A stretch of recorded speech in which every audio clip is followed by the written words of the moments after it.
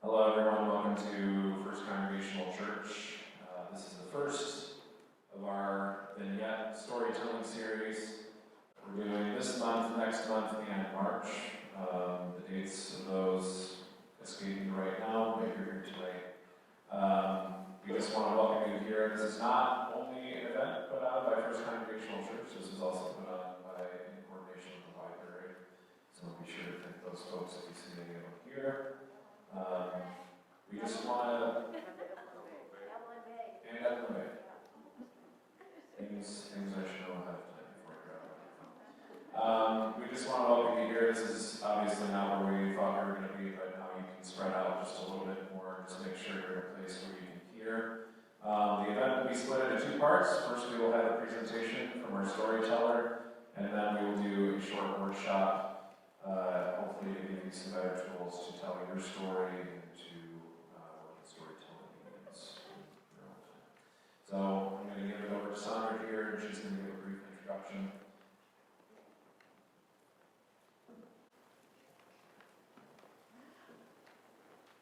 Again, greetings on behalf of the First Congregation. The microphone, please. I don't talk loud enough? Okay, how's this? Better. Okay. I have the distinct pleasure of introducing to you tonight Madelyn, I will call her Madelyn. It's Madelyn Porter. She's a professional actress and storyteller who has worked in the professional theater for over 40 years. The whole world is a stage, says Madelyn, and her numerous awards prove her passion for the theater.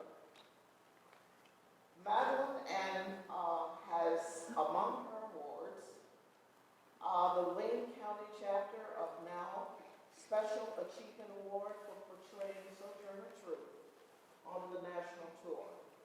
She is a recipient of the 2019 Crespi Arts in Detroit Library Arts Award, as well as the Between the Lines Wilder nomination for Best Actress for Comedy Original Script. Ms. Porter is a member of the Actors Equity Association and has recently performed in the Flint Repertory Theater. In addition to her work as a performer, she is an advisory board member of the Carrie Morris Arts Production. Currently, she performs historical reenactments and story living at the Detroit Historical Museum, the Henry Ford Greenfield Village, and Troy Historical Village. She is a lead instructor for the Michigan Opera Theater Create and Perform, and facilitates drama and portrait workshops for Youth Arts Alliance. The arts play an important role in bringing communities together, and Madelyn's passion is education through the arts. Currently, she is designing a cultural awareness through the arts program for the Hamtramck Public School District. This program is designed to enlighten youth to historical events that are part of the Hamtramck, as well as America and the world, that has shaped the fabric and conditions of our global society. With that being said, let me introduce to you Sojourner.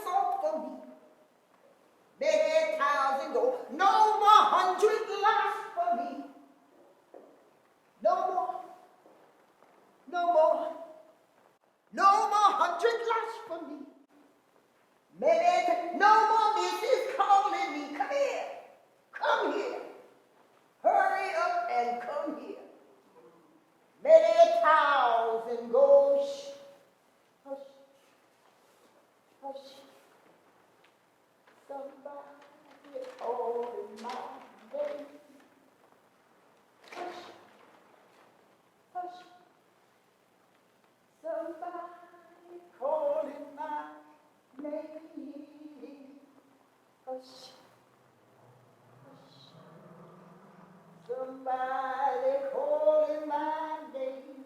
Oh my Lord, what shall I do?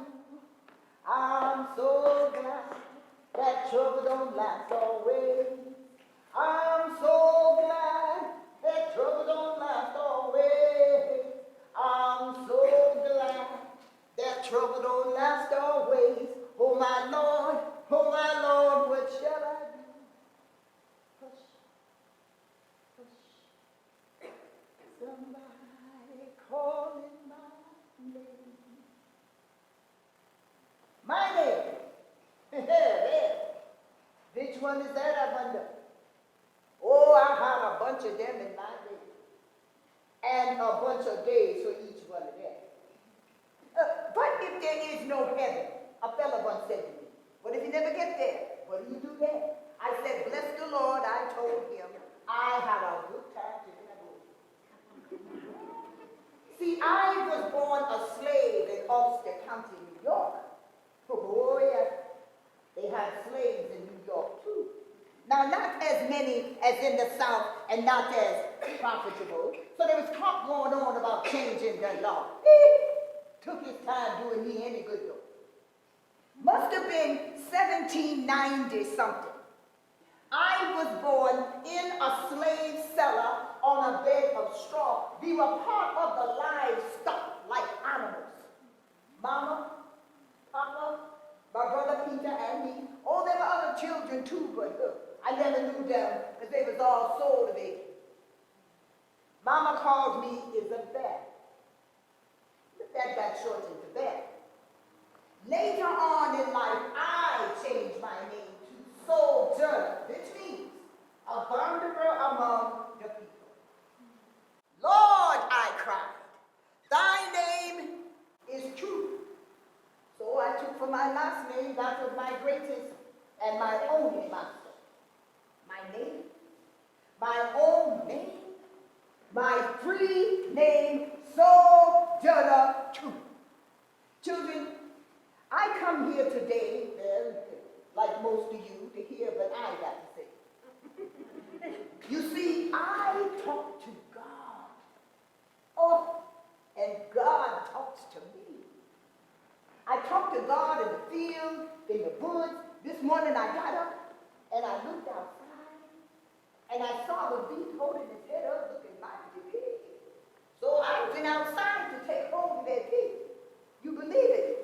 There was no beast there. I said, God, what ails this beast? He said, Sojourner, there's a little weevil in it. Well, now I hear talk about this here Constitution and the rights of man. So I reach out to take hold of this Constitution to feel for my rights, but there aren't any there. So I said, well, God, what ails this here Constitution? And she said, Sojourner, there's a little weevil in it. Well, now, don't you know? These weevils are just going to eat up this country's crops. See, I spoke Dutch. That's right. I spoke Dutch until I was 21 years of age. Now, I can't read a book, but oh, I can read the people. The law is for everybody. I took 2 arrogant men to court in my time, and I won my cases against the both. One of them tried to shove me off a streetcar. They said I didn't belong on, and the other one accused me of murder. All about looking mighty guilty himself. Now, nobody believed I'd done it, of course, but I wanted the law to clear my name. Oh, baby, a fellow once said to me, you don't care no more to go talk to the flea bite. Oh, flea bite, I said. Well, God willing, I guess I'm going to have to just keep you scratching. But what's all this they're talking about? Where there's so much trouble, there must be something I've killed. You know, I think that with the black folks of the South and the women of the North all talking about rights, the white men, they're going to be in a fix pretty soon. But what's all this here talk about? That man over there, he says that women need to be lifted over ditches and helped in the carriages and have the best place everywhere. Nobody or gives me any best place. And ain't I a woman? Look at me. Look at my arms. I have plowed and planted and gathered in the barns and can't no man help me. I can work as hard as any man and eat as much too that I can get a hold to. And bear the lashes well. And ain't I a woman? I have borne 13 children and seen most all of them sold off into slavery. And then I cried with the mother's grief. None but Jesus heard. And ain't I a woman? Oh, then they talked about this thing in the head. What's this they call it? Oh, intellect. What has that got to do with the woman's rights? If my cup hold but a pint and yours hold a quart, wouldn't you be mean not to let me have my little half measure food? Then there's a little man in black over there. He says that a woman can't have the same rights as mine because Christ wasn't a woman. Where did your Christ come from? Where did your Christ come from? From God and a woman. Mine ain't had nothing to do with it. Now, if the first woman God ever made was strong enough to turn the world upside down all alone, we women together ought to be able to get it back and turn it right side up again. And now we're asking to do it. The men better. I spent the last years of my life in Battle Creek, Michigan.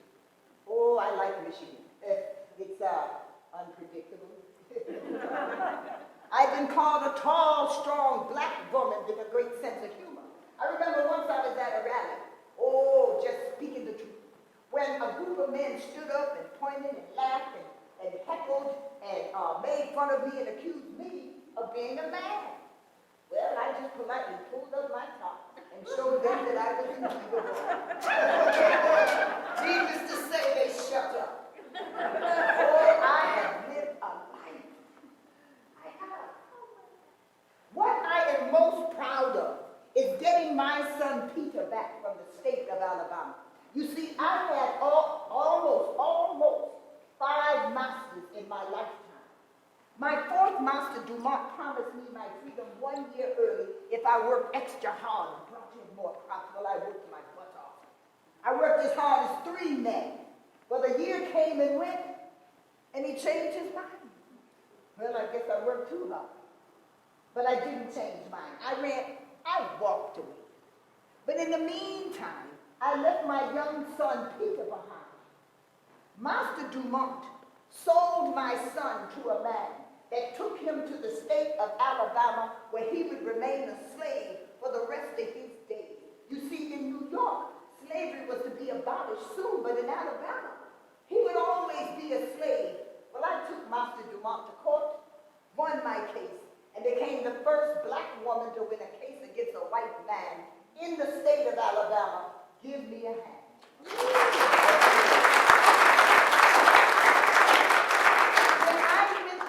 Judge to get my son Peter back. He asked him if I was his mother. He denied me once. He denied me twice. He denied me 3 times. And when I went to Harlem to let him know everything would be all right, he cringed. The judge asked me to pull up his shirt. He had so many webs on his back that you could not see his natural flesh. A child. It reminds me of when I was a young girl and I was sold to my second master, the Neelys. Oh, the cruelest masters you could ever imagine. You see, the Neelys spoke English. I spoke Dutch. So most of the time I didn't know what they were talking about. One day the missus sent me out to the smokehouse to get a ham. I didn't know what she meant, so I brought back a frying pan. Oh, she was mad. She beat me. She kicked me. She spit on me. And when the master came home, he took me out to the barn, tied my hands to the post, and he beat me till the blood run down my legs. 10 years old. I still have the scars today. You see, the Neelys weren't just cruel and inhumane, but they were child molesters. I was beaten and raped on a regular basis, and there was absolutely nothing anyone could or would do about it because we were not considered people. We were considered property for the master to do with as he wished. I was not only molested by the master, but by the missus. You see, I found out a long time ago that the white woman had no rights either, which is why I decided to work for women's rights for the rest of my life, and I did. You see, once the missus married the master, everything she owned belonged to him, including her children. If she was married to a cruel and abusive man, oh, she could leave her, but she could not take her children. So many times the missus would take out their frustration on the slave women or even some of the men that were close by because she had to endure all of the infidelities of the master running around the plantation. He had fathered so many of those children on the plantation that after so many generations of these white overseer or the master or their friends or anyone mixing with those slave women, those children became lighter and lighter and lighter until eventually some of them came out looking as white as you. Oh, the master had no idea that he had become instrumental on the Underground Railroad. Because many of those children, those mulatto children, became conductors on the Underground Railroad. They would dress up when the Underground Railroad would come through. They would dress up like the master or the missus, put a load of the slaves on the back of the wagon. But you see, a lot of times the master would give favor to the lighter-skinned slaves because they would have the slaves fighting amongst themselves by pitting the darker-skinned slaves against the light-skinned slaves. By telling the lighter-skinned slaves they were better because they looked more like him. You understand? So, they would dress up like the master or missus, get on the wagon, loaded up with slaves to take them to auction, but they were really taking them to freedom. Oh, the master has no idea how many slaves he set free. Oh, I have lived a life. I have. I met such wonderful people as Frederick Douglass, a great, great orator, a dear, dear friend, a runaway slave, and whose master was his father. You see, the missus knew that her husband had fathered Frederick, but she also recognized that he was very good. So she would let him read as a little boy, and show him books right along with his half-white brother, his brother who was white. Then they would read from the Bible, and they would read from the book. And one day the master walked in and caught Frederick reading better than his white son. He was outraged. He told his wife that if he ever caught her teaching a slave, any slave, to read or write, that he would punish her before he punished him. He would kill her before he killed him or her because he would not lose his investment. He was not going to lose his investment. That an educated slave is a dangerous slave. Because education, the master told her, was and always will be power. It was too late. Frederick had learned to read and write. By the time he was 14 before he ran off, his father was going to make an example out of him and whip him in front of the other slaves. Frederick was teaching the other slaves to read and write, which was totally against the law. So he was going to beat him. Frederick snatched that whip from his master, his father, and told him that he would never be a slave to any man. And he never was. Oh, I have lived a life. I have. I met such wonderful people as Harriet Beecher Stowe, the author of Uncle Tom's Cabin, the book that was banned in many places because she was an abolitionist. out through her characters in the book show the atrocities of slavery through her literature. She also helped me write my memoirs, and I would use these memoirs to sustain me as I sojourned across the country. Oh, such a wonderful woman she was. I also had the honor and privilege of working with and knowing Susan B. Anthony, whose face you can see on the silver dollar, and who was a staunch women's rights activist. And oh, I worked with many women's rights organizations. I found out, though, while I was working with many of these women's rights groups, that many of them were for the equality of women, but not of the races. Oh, I had to fight with a double-edged sword.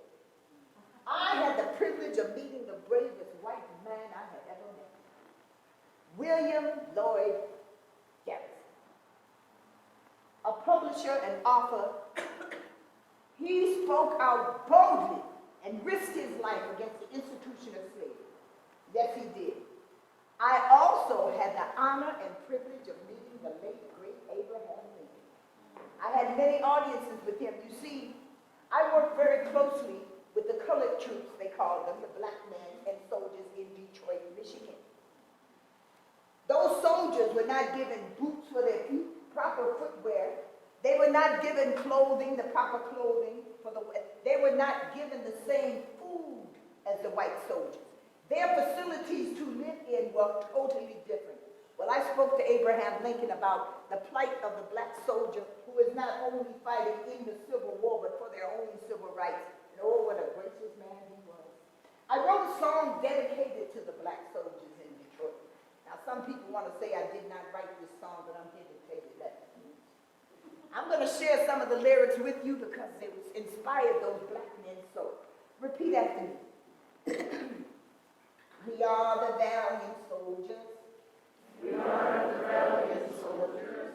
Who listed in the war. Who listed in the war. We are fighting for the Union. We are fighting for the Union. We are fighting for the law. We are fighting for the law. We can shoot the rebel father. We can shoot the rebel father. Then the white man never saw. Then the white man never saw.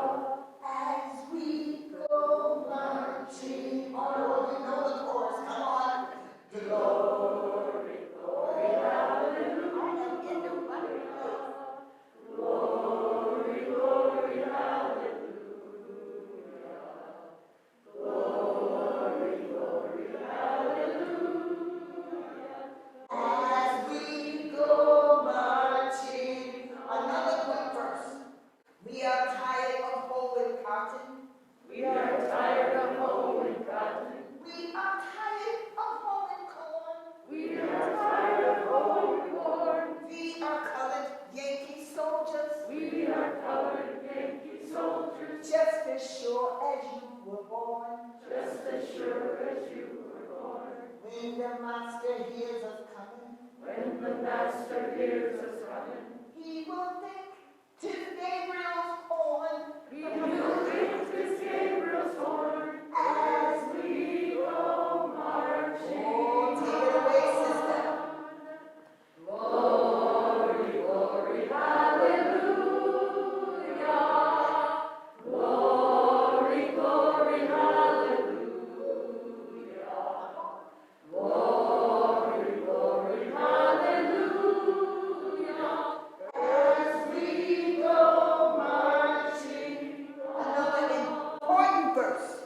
Father Abraham has spoken, Father Abraham has spoken, and the message has been sent. and the message has been sent. The prison doors have opened, The prison doors have opened, and out the prisoners went and out the prisoners went to join the sable army to join the sable army of African descent. of African descent. As We go marching on, young sister. Glory, glory, hallelujah. Glory, glory,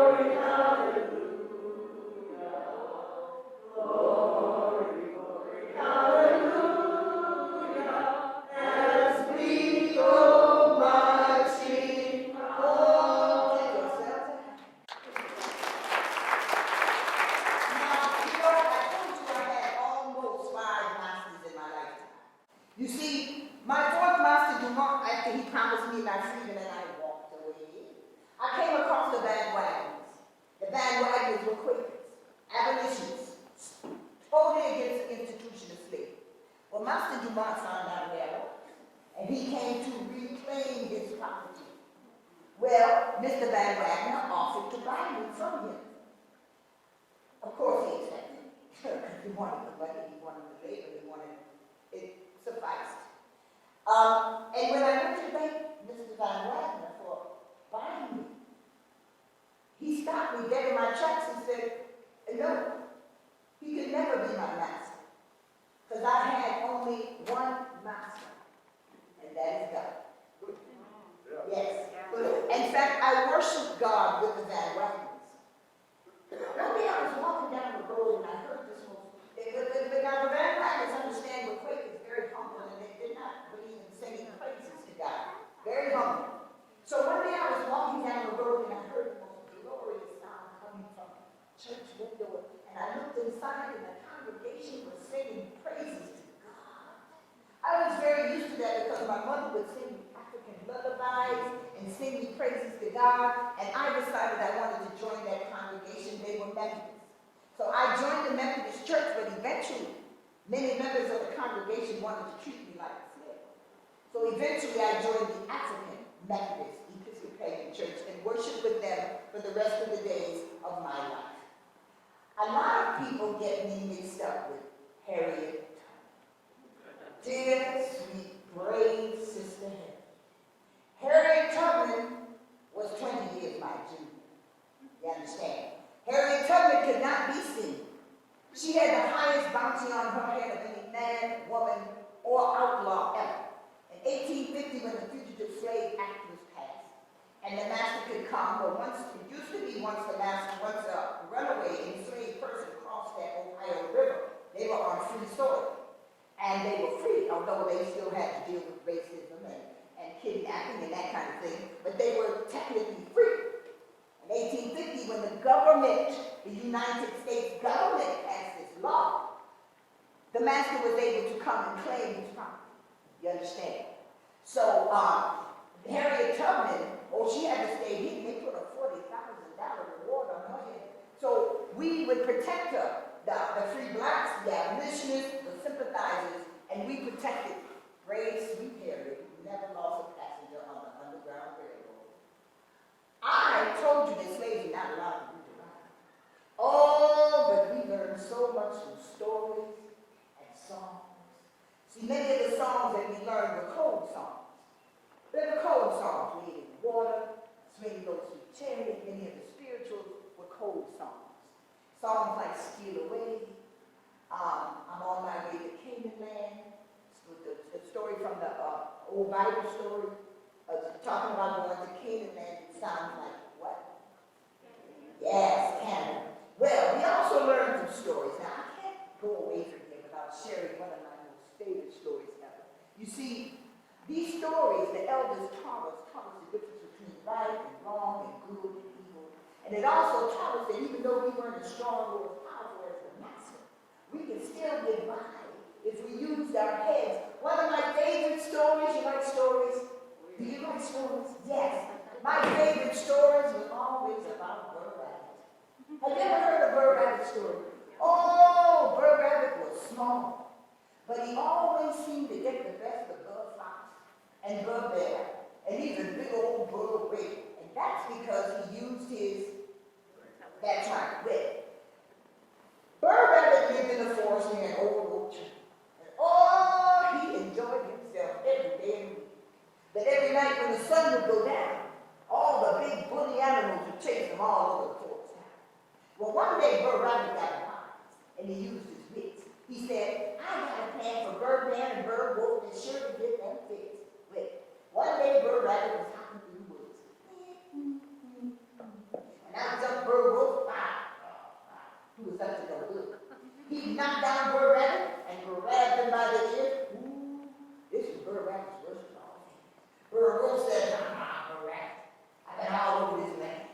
And all I could find me to eat was some rocks and some sand. I saw you hopping through the woods, and I said to myself, oh man, I can't wait to catch you and put you in my frying pan. Burr Rabbit thought of it and said, okay, Burr Wolf, you caught me, and you can do what you may, but if you eat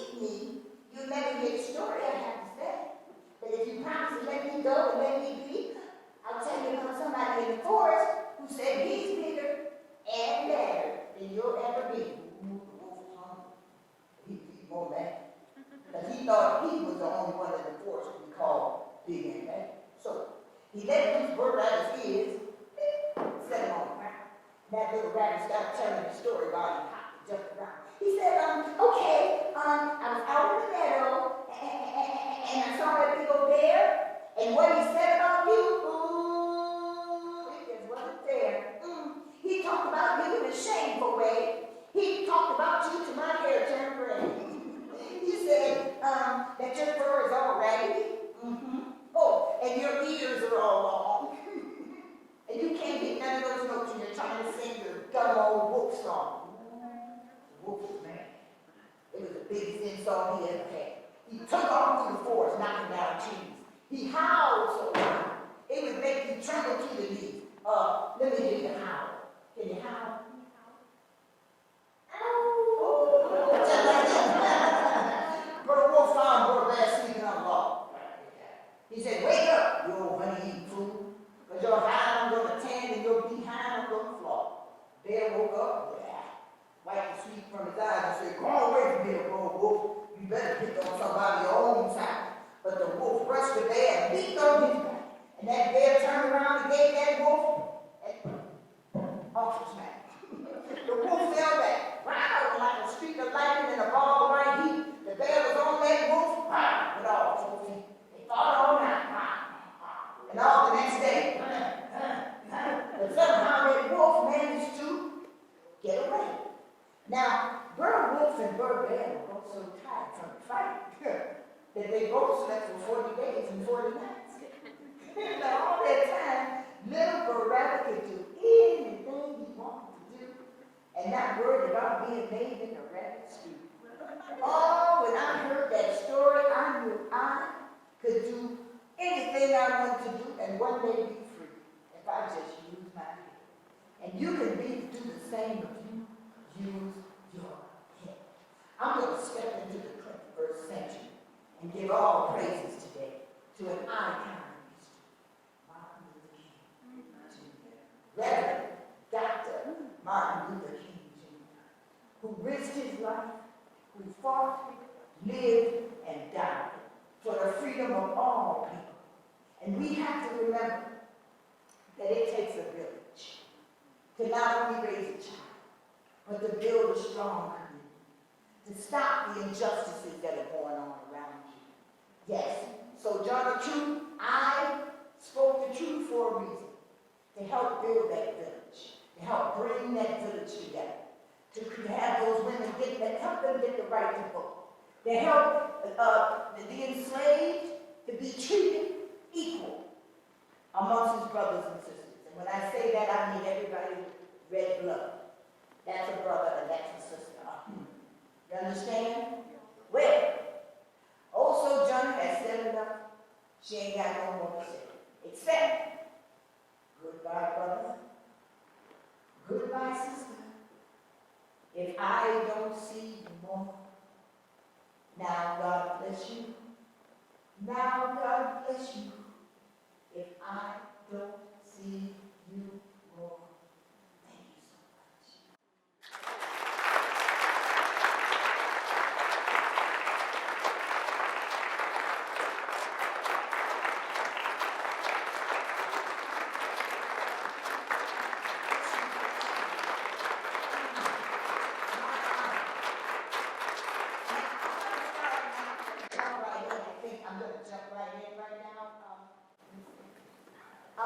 And I'm going to, first of all, do you have any questions about Sojourner? Any questions you want to ask me about Sojourner? And I'm going to jump right into the art of storytelling. First of all, you heard my bio. And I'm a storyteller. I always have been. My mother was, my grandmother was. It's a tradition in many cultures, in most cultures, to pass down stories. So telling your story is easier than telling someone else's story unless you're passionate about who they are. If I'm telling the story even of someone I don't believe in, I think about the side, I think about the opposition and how much I don't believe, and I can do that character very convincingly. Because I know when I don't believe. Do you understand the contradiction in my, so in order to play an evil character in a movie, You know, you see a person playing some evil character, they have to understand the roots of evil, to understand what it is. And if your experiences in life always help, you can convert that. All of us, nobody wants to stand to claim that, oh yeah, I'm prejudiced. Nobody wants to say, well, we all have prejudices. I might not like pink, right? That's a prejudice. I might be a bigot. Now, racism is a bigger thing, actually, because you have to have a little power to exercise racism. It's an institutionalized thing. But bigotry, discrimination, when you ostracize someone, when you treat somebody differently because they look different than you do, to understand somebody's story is important. And in the art of storytelling, I know I just jumped right in, I'm just like telling you what it's all about. As an actress telling a story, because Sojourner Truth had a hint of Dutch and African, her language, because her parents were straight African, and her father was very tall, like almost 7 feet, but he's from the Tree tribe in Africa, but she learned Dutch as a slave. She was brought up on a Dutch plantation. So that mixture, that's a little art form you adapt. And some people just naturally can, oh yeah, I can be Jamaican. Or you might do a British accent, and you might, if you're telling your history and you flip over to your ancestor that was British, right? So that maybe the British accent is easy for you. So maybe you are doing flipping, I'm doing a show now in Flint, I'm a person, the wrong river, and I'm a grandma. Go figure. And so her story is so close, the whole crisis with the Flint, the water, the river, and it's kind of Twilight Zone-ish. So I have to do things like I'm projecting my granddaughter who has been affected with the lake. So I'm a reflection and she's a reflection of me, so I'm a ghost, actually. But I open it having a conversation with the commission, with the council, with the city council. And so, because I am passionate about what really went down, that character that I played, June, who was also my sister's name, that's what my sister's name is. So, and it was ironic because some of the qualities that are so close to mine were her name and the information that she gives to the council. She understands the history. She knows because she was raised in Brentwood, Flint. I wasn't. But I know enough about Flint, and I know enough about that water, and I know enough about the effects. And I did some research. So if you're going to tell somebody, even if you're telling your story, you want to get it right in case your auntie or your cousin is sitting there going, no, it's not right. So you always have to do some research. And when you're telling stories, you find events that are interesting, because you could tell a story and say, yeah, I went to school, I went to a Catholic school, which I did, and, my father's from New Orleans, so, the parish, and he's a staunch Catholic, and so, I was one of those interesting black Catholic girls, and it was an interesting thing during, the time of racism, and, to have a racist nun, or priest, so we're at a quarter, your brother can't come to the school, he got enough black people here, and that kind of thing. So that was kind of experiences. But so telling your story, your experiences, I actually forgot what I was just talking about, but I'm gonna keep talking.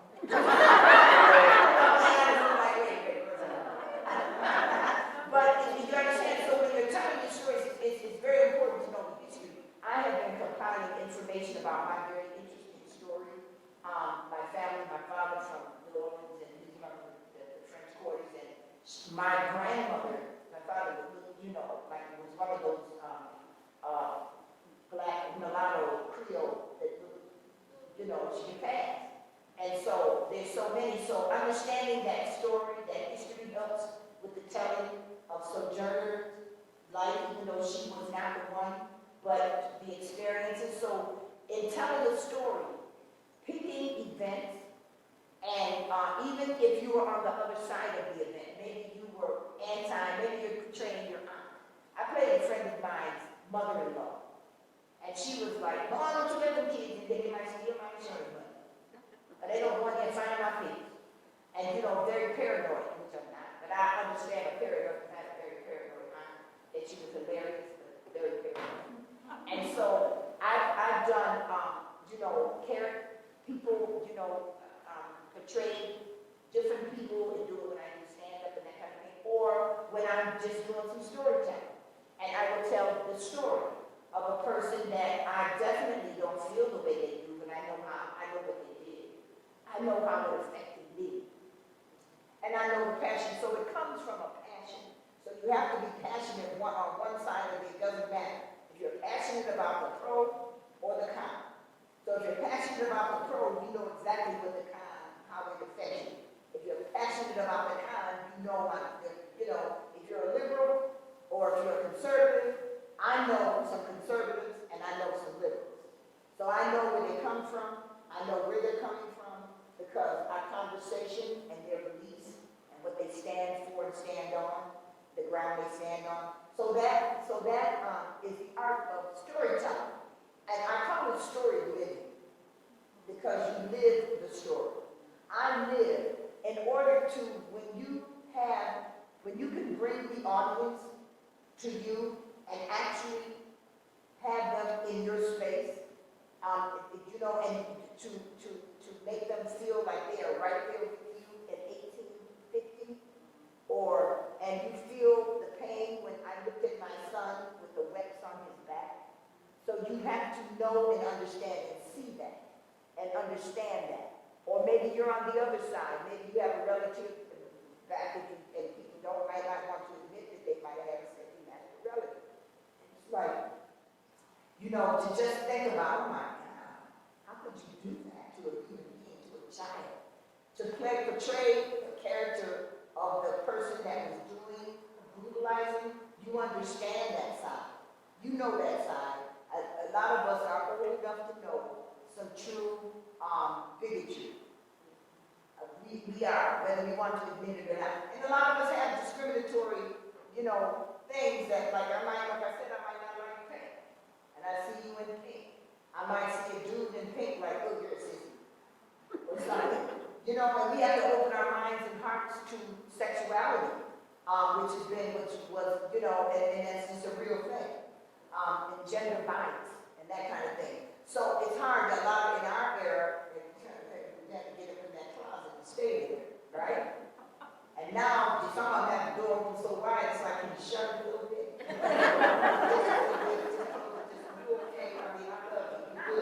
Shut that door,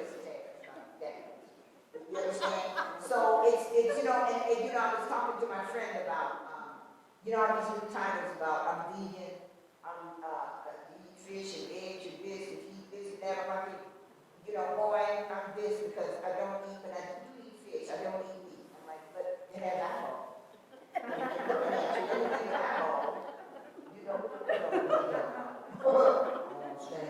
and so I don't eat any living thing. And I'm like, well, I love plants, and I don't appreciate you eating that broccoli, okay? You're drinking kale. You're so wrong. So you can justify, like we're carnivorous, we're animals. So, and some people, my mother was just, she's the best storyteller. And her thing about eating the food, because she believed in the rainbow on the plate thing. She said, you put the rainbow on the plate and you will live. And she lived to be all just shy of 100. And she believed in making that rainbow. And she, of course, a farm girl, but she, came north and was very. They were not, their father was a farmer and had lots of land, so they lived their life. In fact, during the Depression, they helped a lot of, people that were starving. The sharecropper, my grandfather was a sharecropper, which is a whole different story. People hear sharecropper, they think it's white people. No. Landowner, right? So, and he, my cousins were sharecropper. They worked for my grandfather. But he was a whole different kind of sharecropper. He wasn't the kind that you tilled the land and then it was like, oh, you owe me everything you just did. You owe everything. And so you'll be a slave for the rest, so you're still in slavery. So story living, it's just my mother with her take on things were the best stories ever. So when you're telling a story that you find the humor, some things are not funny at all. but there, you can always find the lining, that silver lining under there. You can always look at the top side and the sun is shining on a cloudy, on a really bad, droughty situation. But you can always find the good somewhere. You can dig down in that dirt and find some, nourishment. So you gotta find and dig into that story. And you gotta find that story you're gonna tell, whether it's yours or somebody else's, and to make it interesting. So the events, you pull those events that will have some historical ramifications, something that people can relate to or understand. You may be telling the story of your family and maybe their objection to, or somebody, when I talked about being in the closet, maybe you had a family member and you could make fun and like, yeah, he looked so cute in that dress, and oh, and how do you tell the story? But then the sadness behind that is the story. And even him being cute in that dress is the story. Well, now it's like, I'm a he and I'm a they and I'm a him. Or, you have to put a pronoun on yourself now. So when I'm rehearsing, it's like you introduce yourself. I'm Madelyn Porter. And I always tell them, well, I'll do,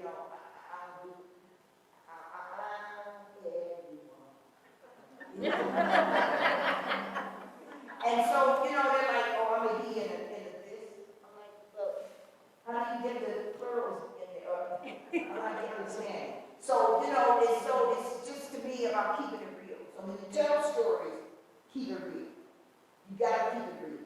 That's my motto. Yes, question, yes. Can you tell us something about Sojourner Truth? Like, what was their precipitating event that caused her to change her name? What point in her life?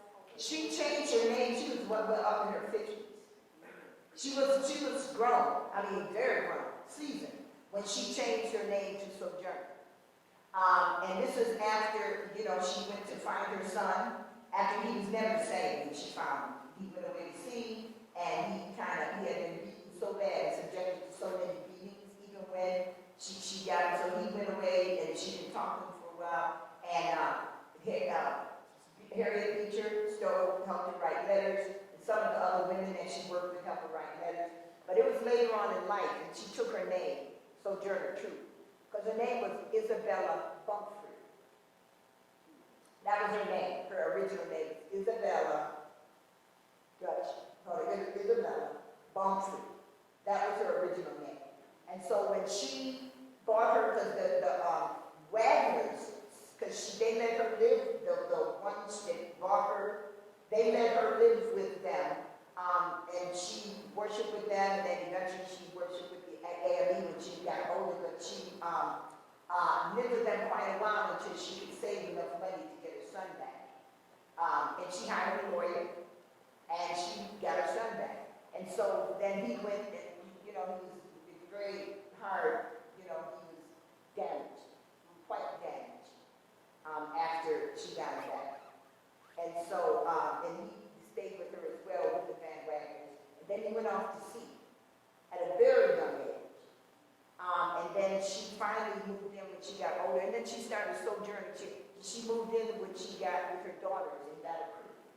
She found a couple of her children. She was able to track them, But most enslaved men and women that tried to find their families, they never, ever. A lot of them did not. Some did, but many never found their families ever. So. And yes, and that's why they have a tribute to her in Battle Creek. Yes. Where is that tribute? It's in front. And at one point they were going to move it, but it's like in the at Battle Creek in the like in front of the city hall.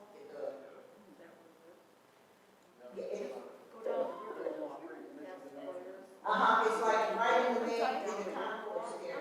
And then the Capitol, the building right there, the City Hall. Yeah, City Hall. It's right there, City Hall. Yeah, I did a program way back. City Hall. No, we were in Battle Creek. You probably know Battle Creek from the catalogs. Do you eat cereal? That's where Miss Donna lives. Do you eat cereal? Do you like Frosted Flakes? You like it? Well, that's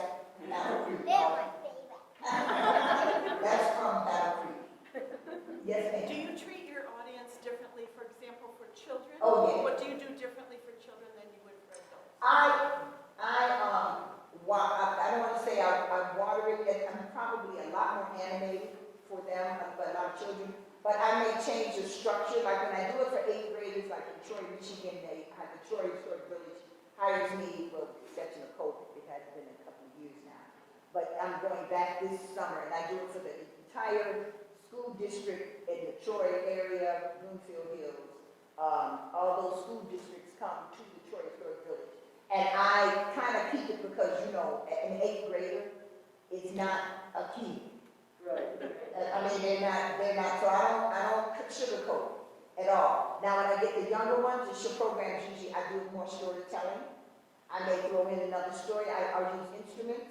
I'll teach them, in this instance, I will tell them, I told you the bird rabbit story, but I'll throw in, follow the drinking gourd, and I will show them gourds, and then instruments made out of simulated gourd, and then we'll play a song.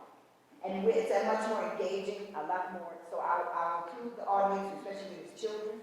Sometimes even adults, I'll say, here, this is a gourd, and I turn it over, and it's a finger piano. And I have, different instruments that carved, simulated, because the Africans brought over here used gourds for their instruments, with the exception of the drum. They did the drum, but for a long time, that was outlawed. Drumming, it was against the law for the slaves to drum. You know why? Because when they first brought over here the chains, a lot of those Africans did not speak the same language, but they played the same language on the drum. So they were communicating and they would rebel. And there were things happening every time they heard those drums. And they knew they were calling, they were drum calls. And they were sending signals.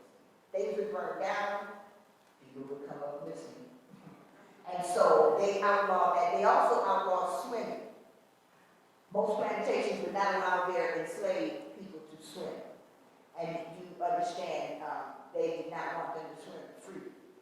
They didn't want them, although many of those Africans already knew, because they were on that coast. And they knew how to swim. They wouldn't allow those children to get in that. And now some of the plantations, this is not, concrete, but the majority. Some of the slaves, and many of the slaves' masters, which is why I said they had no idea they were creating conductors on Underground Railroad, they would give the favor the lighter skinned slaves and let them have more privileges. A lot of the lighter, unless the master fancied, or the master's son fancied one of the slave girls, and he let them work in the house, and then they'd have their way. And then, their children, were slaves, and this was hundreds of years, so this was going on, and many of those children, they were given favor. So, yeah, I hope I answered your question. Yes. Can you talk a little bit more about the real historical importance for Black Americans in the storytelling tradition? I think white folks in this country have only a minimal grasp about the importance of storytelling. Well, it's very important to pass down, like a lot of the enslaved, they told that their history was passed down and on through storytelling, because they were not allowed to write. So it was the oral tradition that was used for many, many years, and even illiteracy is still a problem in the Black community. So the stories and the history is passed on orally. So the oral tradition and the importance of the oral tradition, a lot of Black Americans or African American people with the ancestry have no way of knowing their history. Can't trace ourselves back. I mean, you might know, like, okay, my mom's German, came over here, we can't go back so far. Now years have changed, so the oral tradition was the way of, and it was entertainment as well. A lot of those were rabbit stories. They taught those little enslaved children how to survive. They had little trickster how to fight or how to get the master. There's one more rabbit story that teaches the enslaved children how to pit one master against the other, because the master was pitting it, and it's a boxing thing.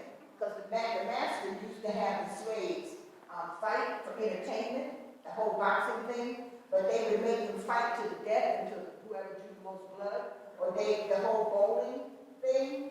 If they had a slave that was incorrigible or rebellious or kept running, well, a lot of the slaves who kept running, they would just eliminate a limb, foot, a toe, but they would not kill them because they didn't want to lose that investment. They didn't want to lose their work, that free labor. And so those stories were told.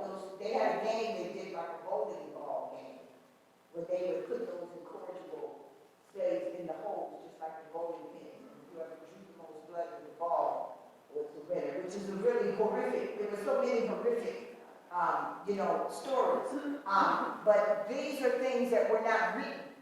And it's a crime. A lot of his educational institutions do not want these stories out there because it tells the crime. It's just like the Holocaust, and some people say it was, and some people say it wasn't. But there are people that really lived it, and some of the horrors and some of the things that went down. So many people do not want that story told, and do not want to hear it. There are so many stories in every culture that's so horrific, but in the African, what's unique is that took place right here in this country for so many years, and so many stories were not told. Now, during the WPA,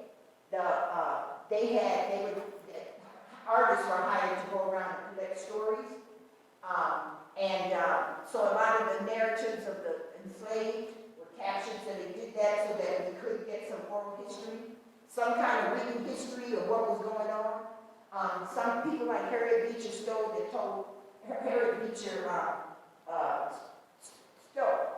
that told the history through her novels. A lot of that, she had fictitious characters, but they were based on real characters. So the importance, it's very important for storytelling and story living because a lot of stories are not told. And then I heard this whole thing, this critical race theory thing. I'm like, it's history. So why are you giving it a label? I mean, you can label it if you want to. That's a college, very analytical thing if you want to go there. But it's just history. And if you don't teach history, history can and will repeat itself. It's happening now. I see things going on. I'm like, I thought that was done. It's hard for me to think of a young person that is still bitter and angry and full of hate. And it's scary to me that that's still going on. But it's still there. It's there for some things they don't understand. I talk to students. I work with a lot of multicultural students in Hamtramck. There's a lot of Vietnamese, a lot of Bengali, and there were some Somalians. It's like refugee county. There's a lot of Eastern European, lots of Bosnians still. And they had not a clue that there was slavery in this country. I was shocked. So they came to see me do a show. I was teaching summer school at elementary school.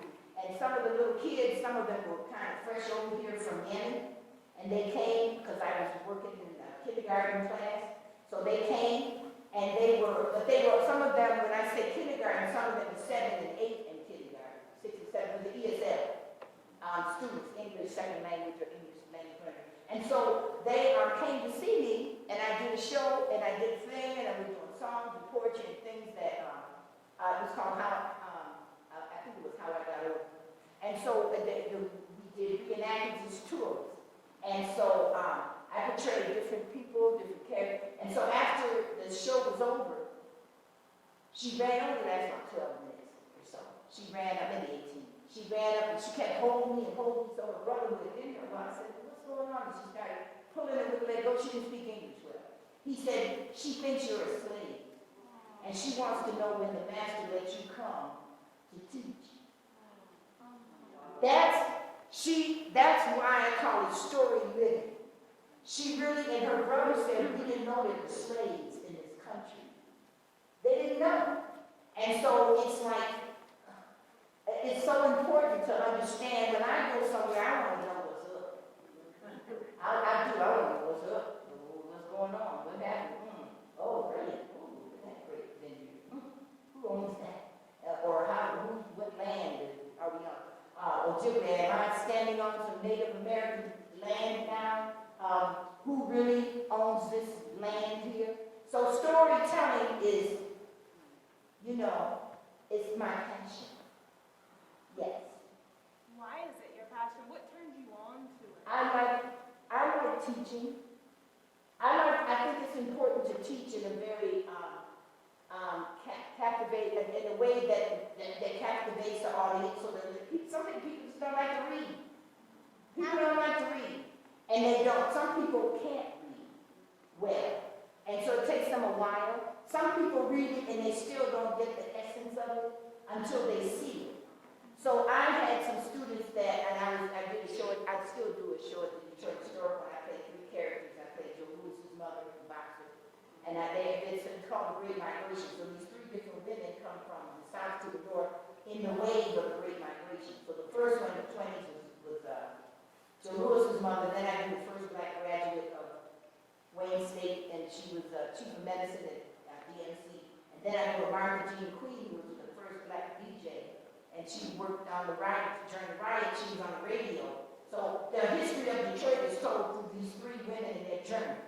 So the 3 different ways, and you have, the segregation that happened, and then, in the 20s and stuff when Joe was a boxer, segregation. There's still a wall that was up in Detroit that separated the white community from the black community. Part of that wall is still there. Those students had no idea, those adults had no idea that there was a wall that separated, didn't know. It's history. So, where is that question? There it is. That's why I'm passionate. I think the history is important. A lot of that history is in there. The Berwick Wall, they don't talk about that anymore. No, it's important, I'm not. Oh, I'm I'm asking, like, what about it turned on your passion? Oh, I love it. My mother said I've been acting and entertaining since I was a kid. And so did my mother. And I love to inspire. I love to reach and teach. So I love audiences. I love to see the joy on faces. I love to see reactions that people have. I think it's very excitable to me.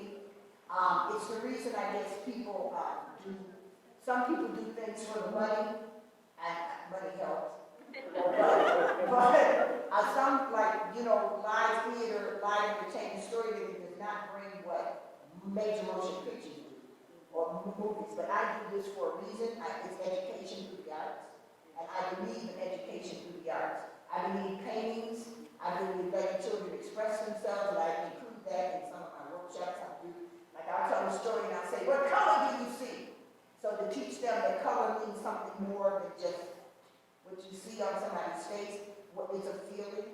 It can be something else. So that's what really turned me on, was just the inspiration that, and to teach and reach and educate. But like I said, there's so many students that don't get it. There's so many adults that don't get it or hear it or understand it. I believe in teaching a part of history you may never hear. Through storytelling, which is why I do it. That's why I'm passionate. I'm so passionate about it. I am, yes. Can you talk about why it's important to give historical perspective from Sojourner truth as opposed to just bird's eye view, this is what happened in the time? Well, it's important to get a real, to keep it real, to come from this side, to hear the story, from her side. I've done a lot of, it's important to just not get it off the page, to not just tell a standard, flat, stoic story. Abraham Lincoln was 6'5", blah, blah, blah. I had a friend that did Abraham Lincoln. You understood him so much more when you heard him speak, when you saw him speak, as opposed to reading a story and because it brings him to life. So bringing a story to life and taking it off the page is what this is why it's important to take it off the page so you can live it with that person. So Sojourner, you can feel her story, so you can understand her journey, to see her go through the journey, to tell her story, to see it, not read it, but to see it. It's just like when you see a film, for some people, the kinesthetic way of learning some people love to read it, some people don't. And some people will read it, especially history. You did it in school because you had to. And then there were things that just weren't in the books. When I was coming along, you didn't see many black people in the books. back in the day. I'm from Boston, Massachusetts. I went to Catholic school, and I learned from my mother. She told me stories, and she found books. There were books out there, but they weren't in the school system at all. So it's important, and then there's people aren't going to just expose the masses to the truth. So that's why I like doing Sojourner Truth, because she speaks the truth. And to hear it and not read it, I think it's important. Don't get me wrong. I got this information from reading, but I like to show you what I read. If you can see what I read, because some things will get by you, will go right past you, and you'll read it all over again. Well, Master had her in the house. You don't know what that Master was doing with her in that house. You know, she's the housemaid. That meant a lot more than just living in the house. And they didn't live in the house. And they had bed warmers. And so the little kids were bed warmers. There was so much pedophilia, but it's horrible. Stuff going on, but that you don't hear about. And some things you have to be careful how you teach it and to what age level you teach it. But it's important to teach it and to understand it, you know, so it won't happen again. You know, because these are human beings, and in all kinds of ways. But anybody's story, domestic violence, when you deal with domestic abuse, in some cultures, it's kind of accepted.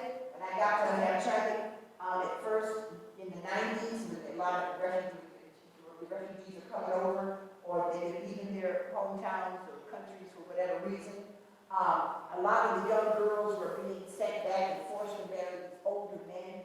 They're like 14 and 13. And these men were like 50 and 60. And they were, you know, and they're still doing it, you know, and they're pulling them out after the 6th, 7th grade. They were pulling the girls out. And, you know, it was just, so, and it was addressing, it's a whole lot different now because they're getting educated. And a lot of these parents were not educated, illiterate. And so, from their country. So, telling their story. So when I work with the students, they get to write their story and tell their story about how hot she is in her hot jeans and how she wants to take it off. And how sitting in a room full of her relatives and they stink because it's hot. And, you know, just telling her story that you don't hear people talking about because that's the culture. And it's like, why do we still have to do this? This is a historically, you covered up in the desert. My mother taught me that when I was, you know, and she showed us pictures because historically she said the sun would burn the skin on the desert, and so they covered up that kind of thing. And then people took it to another level, religion or whatever they want to do. But, you know, man interprets the way they want. So I don't know how I am with time. Okay. Do we have any more questions? Yes. So You are such a writer. I love to tell stories. I love you. What is Just your lean name? on Marianne Hrutsky. Hi, Mary. Nice to meet you. Pleasure. It's exciting. So when you drew us in with the song, that was really cool. So do you now when you do that thing with Joe Lewis's mom and the other two ladies, you're not probably doing that kind of thing. You know, each character has some form, even the transition, what's going on during that era. Now, when I do Martha Jean, it's the Motown era, so they get up and they do the Motown music and dances and stuff. And then during the second wave, which is, no, Joe was the first wave, the 20s. So the music comes up and I say, oh, you hear the skeleton, and you hear the music, and you hear it playing, and jazz, and you know, music from that era. You hear it when I show Paradise Valley, which was an area in Detroit where blacks were only allowed to live. So there was Black Bottom and Paradise Valley. And when I first showed it, which is now like the Fox Theater, if you don't know, the Fox Theater is now, because, you know, they started gentrifying and going through and claiming the land again, displacing a lot of that crime, making downtown. So Paradise Valley was right there. And as soon as you see them up at the marquee of the Fox Theater, you hear, That's awesome. So yes.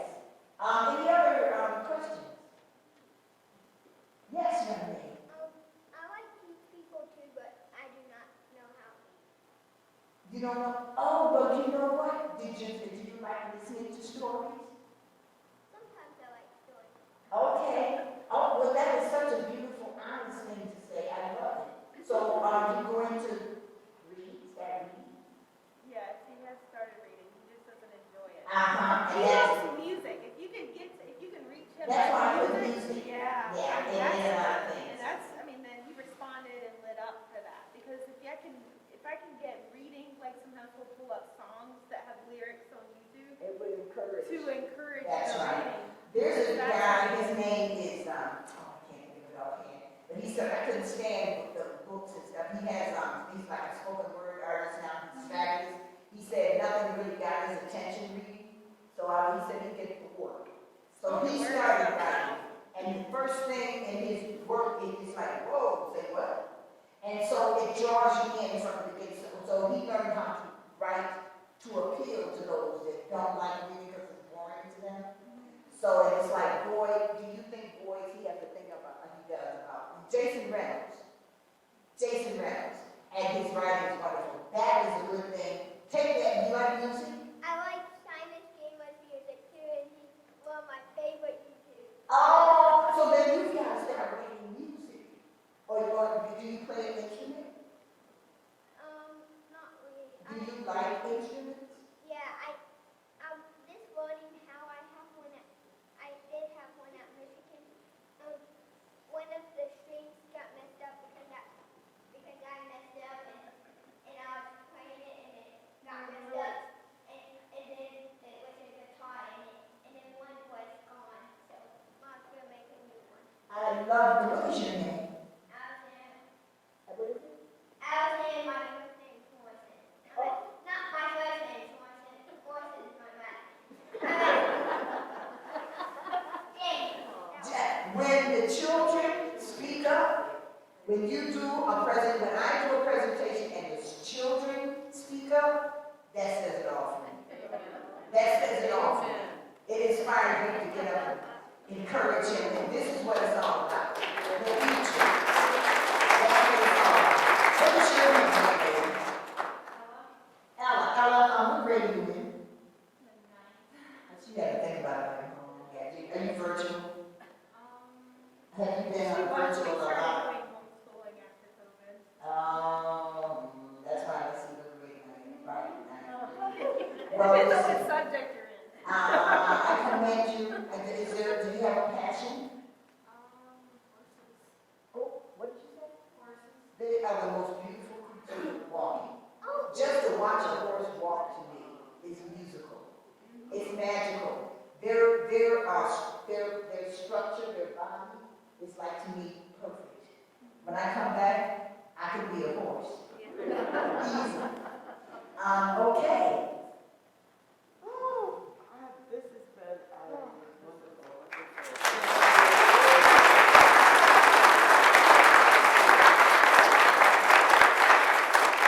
And you are a great, great inspiration. Thank you. You can see that. And so this is just the first of 3.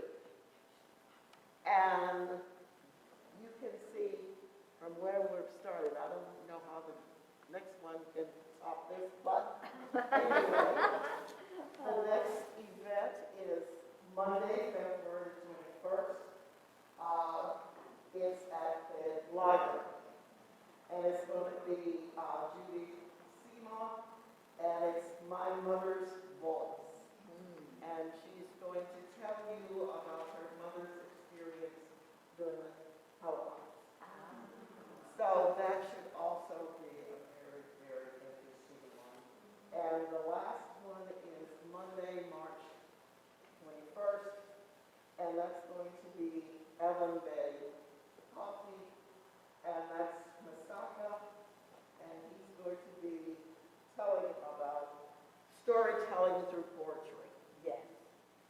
And his will be sort of the Asian view of his life through poetry. So all of these will start at 6 o'clock, and we would love to have you all continue on this journey with us. Hopefully, this will inspire you to start telling your stories, because everyone has a story to tell. Everyone has a journey that you're on, and everyone's story is important. So, thank you, and you may, there's still refreshments, there's sugar left. So please help yourself before you leave, and again,